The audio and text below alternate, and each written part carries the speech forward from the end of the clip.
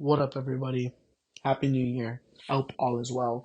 And I want to talk about University of Michigan and how amazing they played today. Now, oh, for the most part, amazing for the most part. Um, now, obviously, I think they could have played a little bit better. They've definitely had played better games before, but today was something special. You could see it in the team's eyes. They had that dog. They were ready to win, and I was. It was a very entertaining game. I watched all of it for the entirety. The really, it was a tale of two halves. It was a tale of two halves. The first half was definitely a more. It was very Michigan dominant. Although the score didn't reflect that, you could look at the stats. Michigan had more over almost 100 more yard. I think actually 100 more yards than Alabama did. They had sacked Jalen Milroe 5 times, gotten him pressured him 8 times.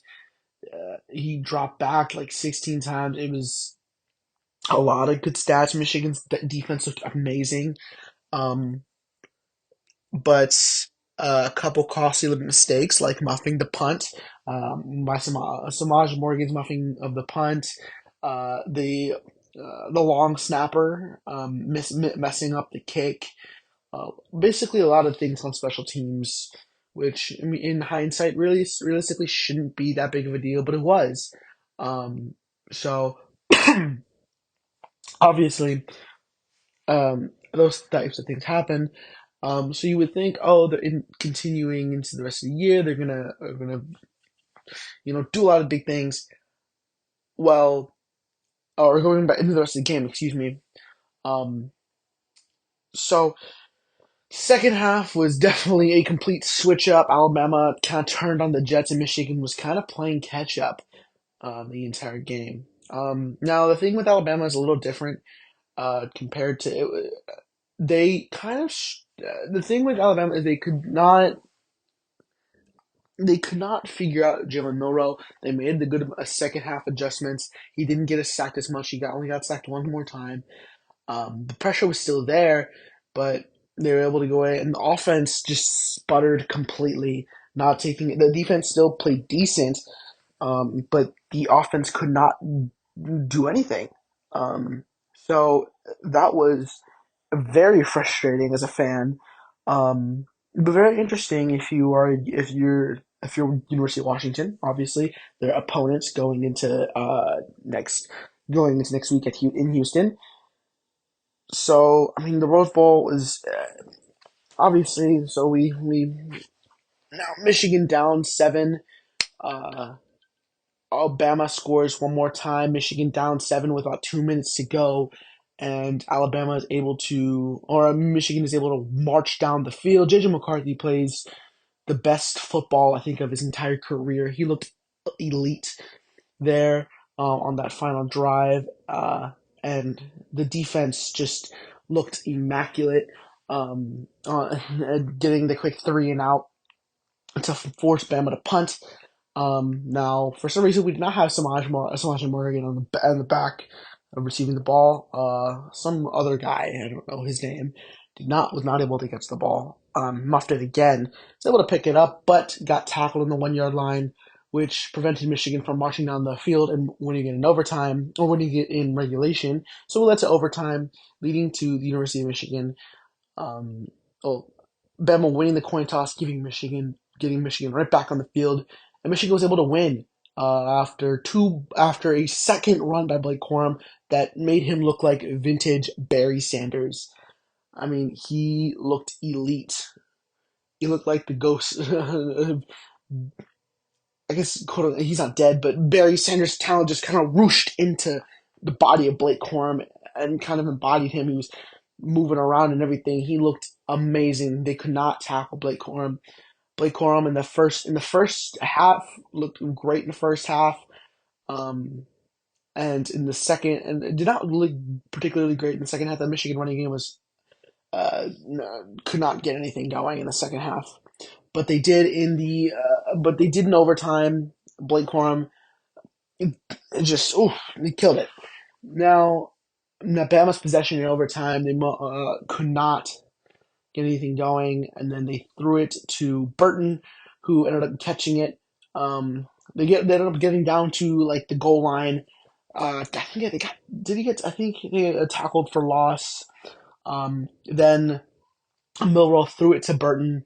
Burton, I think he was able to get it up closer to the line of scrimmage. But it was on the third down, so moving into fourth down, first off, Burton messed up. I believe he might have torn his hamstring, which I hope he did not, and I hope he's all right. But more importantly, not to say that, but moving back with the game, Milrow runs it, tries to run it in on fourth down, and he does not. He gets stuffed at the line. Michigan wins the game, winning the Rose Bowl. The third time's a charm. Michigan goes to the Natty for the first time. National championship game for the first time in program history. Um, so it's gonna be. It was amazing to watch the game itself. It was fantastic. Um, so let's talk about. I want to talk about what Michigan did right and what they can do right against Alabama, or what they could do right against Washington, and what they did wrong. So for let's start off with what they did wrong. They need to fix whatever happened on special teams today. Special teams looked awful. You cannot go in and miss the kick like you did. The 50-yard line, especially with Will Riker just making 50 bombs like it was nothing. And the punter was absolutely killing us. Our special teams was just utterly atrocious. We could not punt the ball down the field deep at all. I mean, our punting literally cost us points, putting Bama in great field position, and you can't put your own defense in that position. So you need to get some good punting. And I mean, Turner was fine. Obviously, he's no obviously missing the impact of Jake Moody, but we definitely do need a great punter, so definitely look into getting those Australian punters because, man, that punter was huge. He was 6'6", and he was just kicking beamers, bro. It was ridiculous. Um, and the offense just completely sputtered out in almost the entirety of the second half of the game. It just looked awful. Offense looked awful. The defense really kept us in the game. Thank God. Milrow fumbling the ball. The fact that we had Milrow fumble the ball and we could not do anything with it was ridiculous. Obviously, a couple of miscues, like the missed flea flicker, definitely messed with um, our momentum. Because our drive, the drive had already looked to be a little bit more promising, but missing that flea flicker, I think it was a little bit too slow. Well, not too slow. I think it was a little too fast, actually, and that was because they had decided to Bama had decided to rush. Uh, Corum tried to throw it back quickly, and McCarthy was not ready and was not able to get it. So those things happen, and that's obviously miscues, but you need to figure that out. So the offense is just sputtering, and it just did not look great. Obviously, the lack of talent of receivers is not.